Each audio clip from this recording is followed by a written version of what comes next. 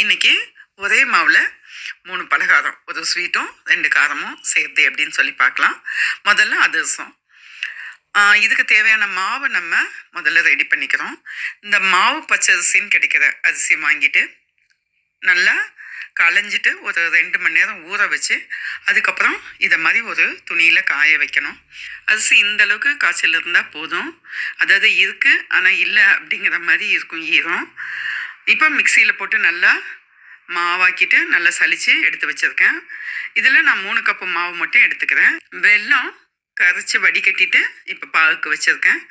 அளவு பார்த்திங்கன்னா 1 கிலோ அரிசிக்கு 3/4 கிலோ வெல்லம், அதாவது 1 பங்குக்கு 3/4 பங்கு அளவு இருந்தால் போதும். இப்போ பாகு எந்த பதம் இருக்கணும் அப்படிங்கிறது கேட்டிங்கன்னா, தக்காளி பதம் இல்லை முத்து பதம்னு சொல்லுவாங்க, அந்த அளவுக்கு வரணும்.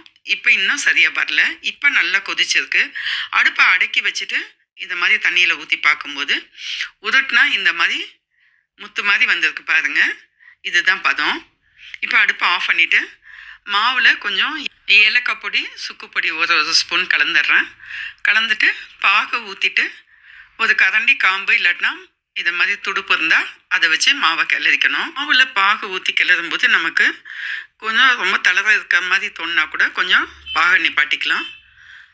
இது மாதிரி ஒரு துடுப்பு இல்லைன்னா கரண்டி காம்பால் மாவை நல்லா கிளறி விட்டணும். இதில் நான் இப்போது 1 ஸ்பூன் நெய் சேர்க்குறேன். இந்த சூட்டோட இலங்கின மாதிரி இருக்கும். ஆனால் அப்புறம் பார்த்திங்கனாக்கா மாவு நல்லா இறுகிடும். இதை அப்படியே 2 நாள் வச்சிடணும் நம்ம. இப்போ 2 நாள் கழித்து மாவு எடுத்தாக்கா இந்த அளவுக்கு கெட்டியாக இருக்குது மாவு. ஆனால் நல்ல பதமாகவே இருந்தது. அதிரசம் தட்டுறதுக்கு வாழை இலை இருந்தால் வாழை இலையில் தட்டிக்கலாம். நான் இப்போது எண்ணெய் கவர்லேயே கட் பண்ணி எடுத்து வச்சுருக்கேன். மேலே ஒரு பாலித்தீன் கவரை வச்சு இதை மாதிரி ஈஸியாக ஒரே அளவில் மிஷினில் செஞ்ச மாதிரி நமக்கு கிடைக்கும். ஒரே அளவு உருண்டை ஊற்றிட்டு நம்ம இதை மாதிரி ஒரு டபரா இல்லை சின்ன கப்பு வச்சு அழுத்தணுன்னாக்கா சரியான ஷேப்பில் கிடைக்கும். இதை நல்லா எண்ணெய் காஞ்சதில் போட்டு பொரிச்சு எடுக்கணும்.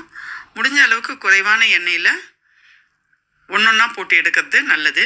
இப்போ பார்த்தீங்கன்னா சூப்பராக அதிரசம் ரெடி ஆகிடுச்சு. அதிகப்படியான எண்ணெயை ஜார்னிலேயே ஒரு கிண்ணம் வச்சு அழுத்தி வடித்து எடுத்துடணும். இதை எடுத்து அடுக்கி வைக்கிறதும் இன்ட்டு மாதிரி 2 ஸ்பூனை போட்டுட்டு அது மேலே எடுத்து ஒரு டப்பாவில் நீங்கள் அடுக்கி வைக்கும்போது கொஞ்சம் நெஞ்ச எண்ணெயும் கீழே வடிஞ்சு வந்துடும். அருமையாக வந்திருக்கு.